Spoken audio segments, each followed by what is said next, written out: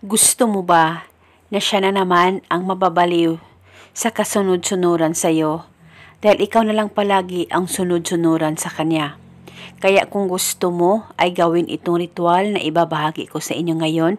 Ito'y napakasimple lamang pong gawin at paniguradong ito'y napaka-epektibo, lalong-lalo na kung 100% ang paniniwala mo sa mga ganitong pamamaraan.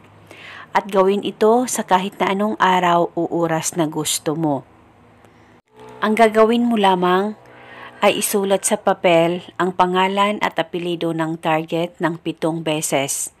Dapat alam mo ang tunay na pangalan niya nang sa ganon mapadali po ang talab nito. At pagkatapos, hawakan mo muna saglit ang papel, titigan mo ito ng maigi, mag-focus at mag-concentrate ka. Pakaisipin mo ng mabuti ang target at ibulong mo ang mga salitang ito. Pangalan at apelyido niya, ikaw na naman ang maging sunod-sunuran sa akin palagi. Ibulong mo lamang ito ng 7 beses. Pwede ka mag-iba o magdagdag ng hiling kung gusto mo, wala pong problema. At pagkatapos, yung pinaghubaran mo ng panty mo, ay ilagay mo itong papel sa gitna ng panty mo at saka tupiin mo ito.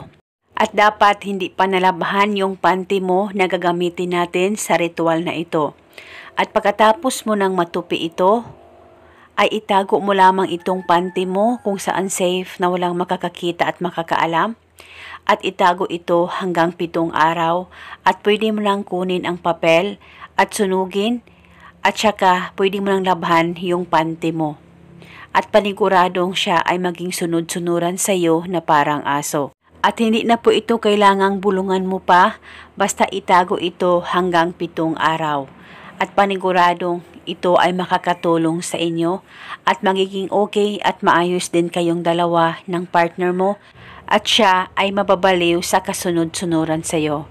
At eto muna sa ngayon, maraming salamat po sa panonood. May God bless us all.